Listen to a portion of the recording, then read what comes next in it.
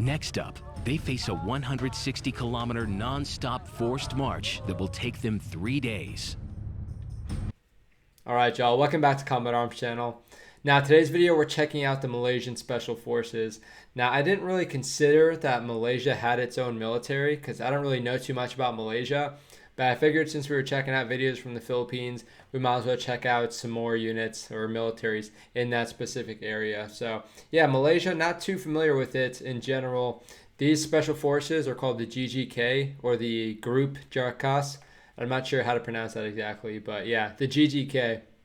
So I found a few videos about them on the History Asia YouTube channel, which I didn't know was a thing, but they have some pretty awesome content. So I figured we'd check them out because, again, we saw some pretty impressive stuff over in the Philippines. So I imagine the Malaysian Special Forces are going to have some pretty hardcore training as well. So we have a few videos to check out because most of them are pretty short. I think they're about like 1 to 2 minutes.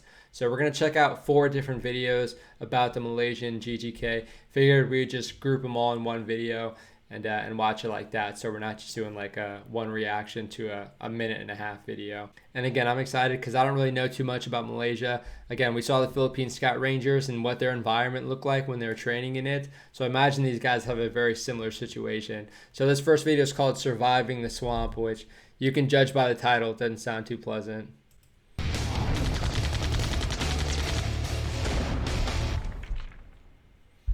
Okay. I've never been in this state before. I miss my sister's cooking. Good grief. Yeah, we still got months to go.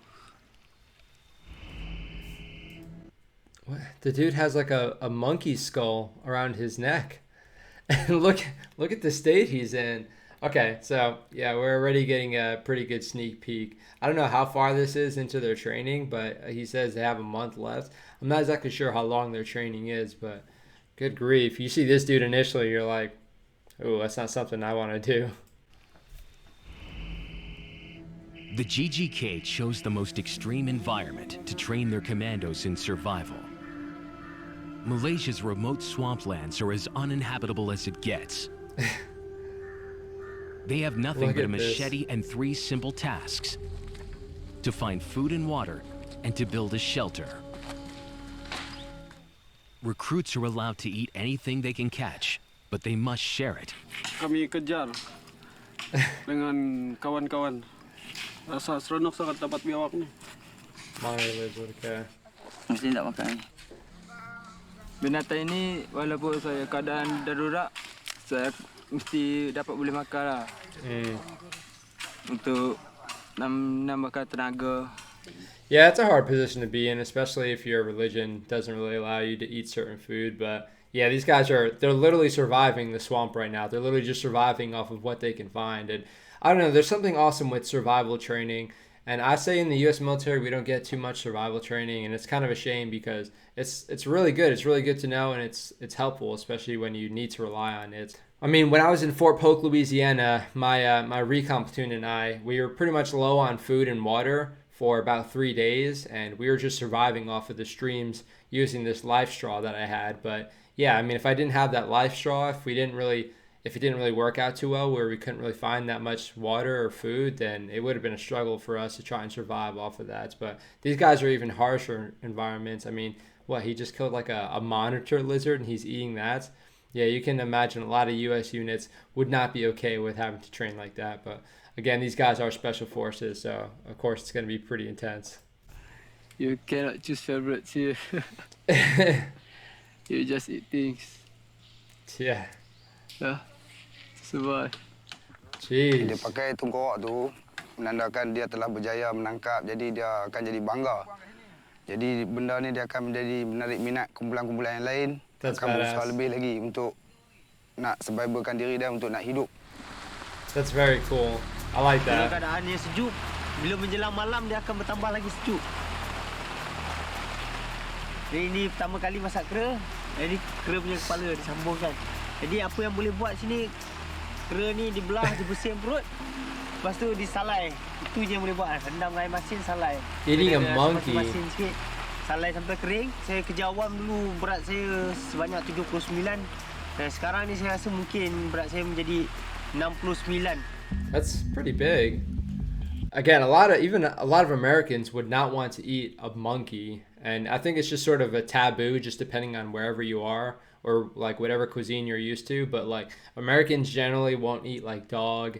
Not really. They're not really going to eat horse too much, and monkey is definitely one of those things. So again, these guys do have to survive, so they're sort of just, you know, living off of whatever they can. But I do like how they wear those skulls like that. It's pretty badass. But I mean, it gives you something to compare whenever you guys are miserable, and you know, you just need a conversation starter. In their weak states, it's hard for the recruits to catch enough food. So as a backup, they are given survival tip number 2. Siput belitung ni dia boleh mendatangkan tenaga segera. Kalau dia makan dalam seekor, 2 ekor, dia boleh pulihkan balik tenaga dia, tapi dalam jangka masa pendek dia boleh bertahan hanya untuk sekerat hari lah, dalam 5-6 jam. Pretty good. But they're only allowed to eat 3 snails a day, forcing them into the worst possible state. Those who break this rule will face the consequences. Okay, I didn't know they were like limited on what they could actually eat. That's kind of unfair, but I mean, I guess the staff know best. If it is survival, then you know you do have to get what you can. But I think the staff are just trying to make it even harder for them, which is very brutal. I mean, you can see the sort of state they're in. They're extremely malnourished. So, I mean, I guess there's a point to it, but yeah, I wonder what it does to their bodies on the long term. So this next one is the 3-day forced march in Malaysia, and you just hear 3-day, like that's pretty insane already, but it's 160 kilometers, and again, I don't even know how much kit they're wearing, or you know, if any, but from what we saw initially, when they're pretty malnourished, it's probably going to be pretty hard.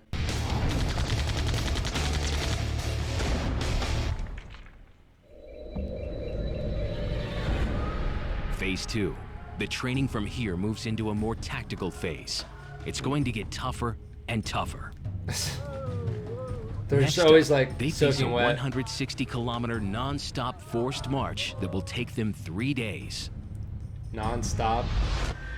It's the equivalent of doing almost 4 marathons back to back, with little food and even less rest.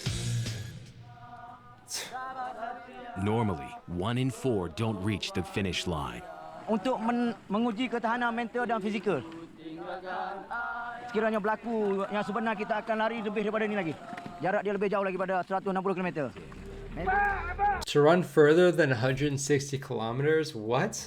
I mean, okay, honestly, that just seems like a little much. I don't think there's ever going to be a point where you need to run or even walk 160 kilometers straight unless you're being forced to by like the enemy or something. Yeah, if you're doing like a tactical retreat or something, yeah, it's going to be pretty rough and you're going to have to walk pretty far. But yeah, I don't know. That's pretty far. And again, you got to think the long-term damage that these guys are going to be facing when they're doing stuff like this. So, I mean, it's going to do a good job of, you know, kicking people out, people who aren't really about that life. But good grief, you can imagine their backs and their legs are going to be wrecked for a very long time after this.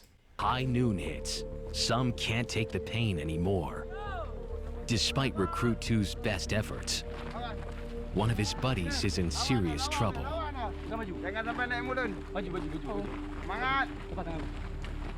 Disorientation and confusion are signs of advanced dehydration. Badi depan tu, Badi. Pegang dah papa dah penyek. Yeah, he's out. I don't know what His to say. friends want him to finish, but his condition is getting worse. Kita tunggu ada sebab dia ada doktor. Doktor akan beri keputusan lah sama ada dia boleh teruskan lagi ataupun tak boleh teruskan lagi. They urgently need to rehydrate him. Pegang tangan susah nak cucuk jarum. Yeah, you can't really fight against a heat injury. He wakes, but needs urgent medical attention. He'll survive, but for him and 14 others hospitalized today, it's the end of the line. 14 others hospitalized. Yeah, again, that like the long term, even if they don't suffer from like a heat injury, like it's going to be just frying their brains. Like I imagine their core temperature, at least like I don't even know, probably a quarter of the way in, their core temperature is going to be staying above like 100 degrees because you just, I mean, even if it's cold outside, you just have all that internal temperature and all that internal heat just getting trapped in by your gear and your uniform, especially when you're soaking wet and your uniform's just like sticking to your body. It makes it very hard to have that airflow. And yeah, you imagine their core temperatures are feeling pretty rough. So, all right, that looked pretty rough. Again, I don't really know how to feel about it because the long-term damage seems like it's going to be pretty rough. Now, this next one is Malaysian martial arts. So I'm always excited to check out martial arts from other militaries to see how they do it. So let's see how the Malaysian GGK do their martial arts.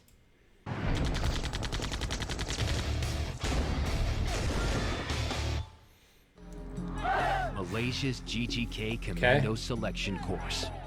Here, recruits learn to both defend and kill with a special weapon. Okay, already it's looking a little bit weird, and they just look like super beat up and malnourished, and you need to be in a certain state to be able to like retain certain things and really drive certain training, because you need to have energy to really build that muscle memory, because you need to be doing everything properly. And if you're just super malnourished and super weak, then your body's not going to remember how to do it properly or be able to do it properly anyway. Themselves. Tujuan untuk menewaskan musuh dekat keadaan yang rapat. Di mana peluru dah habis, jangan rapat. So they're practicing. Membentangkan diri kepada musuh. I don't know what that was, but before they were practicing break falls, which are really awesome to teach for any martial arts, because I mean, if you don't get taught how to fall correctly, if someone pushes you down or throws you down and you just like land on your wrist or your elbow, you're going to jack up your body pretty quickly and be out of the fight super quickly.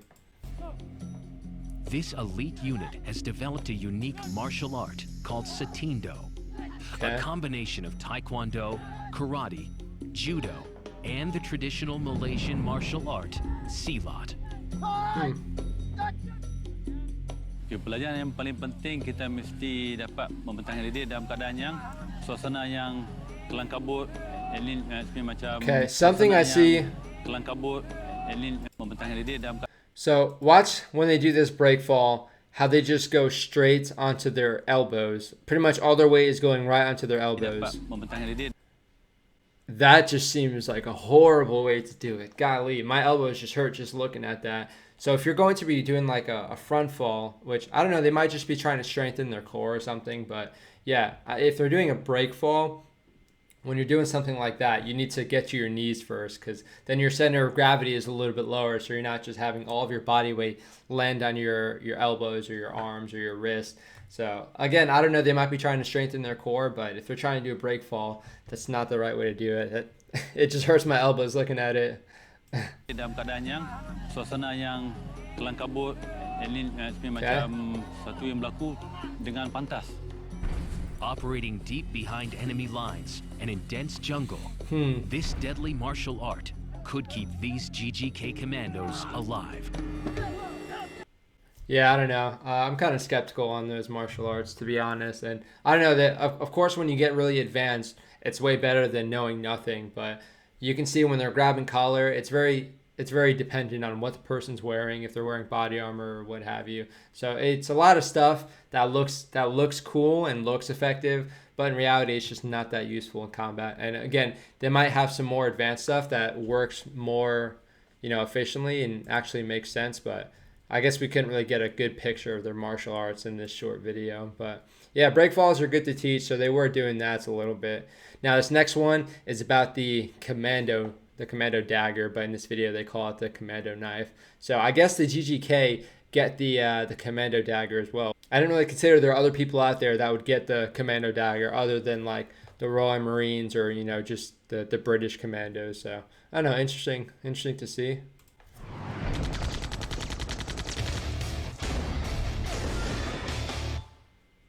When Malaysia's GGK commandos graduate, they are issued the Fairburn Sykes knife, a dagger synonymous with commandos the world over. Pisau komando itulah sebagai senjata utama untuk membunuh sentri dengan cara nice mustache. Designed in 1941 and made famous by British commandos in World War II. Hell yeah, it was. Its sharply pointed 18-centimeter steel blade, nicknamed the Stiletto, is optimized for thrusting.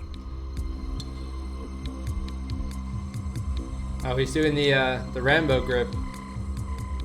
Kawasan yang paling sesuai sekali ataupun yang paling sesuai untuk membunuh enemy itu di bawah tulang sangka ni, di kawasan leher, itu di sektor ini. So, the jugular. Sebab dia dapat mengeluarkan darah yang banyak, dia akan memutuskan urat leher, itu dia lebih pantas untuk membunuh enemy, membunuh musuh. Okay, I think when we saw that old school British commando talking about the Fairbairn Sykes knife, it sounded a little more legit because you could tell he actually knew how to use it. But yeah, I guess these guys get issued the Commando dagger whenever they graduate. At least that's what the description says. So that's kind of cool. Again, I'm not really sure how much training they actually do on it, but you can see the dude was doing some throwing knives. So I don't know if they practiced to throw the dagger as well or something, but yeah, I want to see the sort of fighting techniques these guys can actually do with the Commando dagger. Again, it's not so much a fighting or utility knife. It is more for like those sentry kills or those stealth kills. But yeah, it's cool to see that other people get issued this dagger. It's cool to see that the lineage sort of branches off. But yeah, so the Malaysian GGK, so their training looked absolutely brutal, and it seems like they have some pretty cool stuff going for them. So again, you see martial arts, you see the Commando dagger, you see all this other specialized stuff with special forces units all around the world. Again, we're seeing some similarities with like the Philippines military, but you also have like a different flavor put on everything just based off like their martial arts and their equipment that they get. But the environment still looks absolutely unforgiving. And yeah, the survival training is pretty solid. I'm not sure how monitored it is. It seems like they do have instructors with them. But yeah, I think if you do it to a certain extent to where they're not getting super malnourished or dehydrated, and the instructors can sort of monitor it, so it's generally organized, I think it'll be pretty solid. But yeah, that looked absolutely brutal, and yeah, you can imagine their bodies are feeling it after about a month of that training, maybe even like a week of that training, especially with the survival training. So let me know what you guys think about the Malaysian GGK. If you guys are from Malaysia and you have any other military units you want to recommend, I'll definitely check them out if you guys can recommend some cool videos. But yeah, this is a good little introduction. It's always cool to check out like the special forces or the Marines first for specific military. But yeah, the GGK seem like they're pretty hardcore. I wouldn't want to mess with them, especially after seeing what they go through and them wearing their skulls. That's pretty intimidating if you're the enemy and you saw that. But yeah, very cool to check out. Again, let me know what you guys think in the comments section. If you liked the video, hit the thumbs up. Definitely feel free to send any of those recommendations in the comments section as well. But I do hope you guys enjoyed the video. That is it for this one. So I will see y'all in the next one.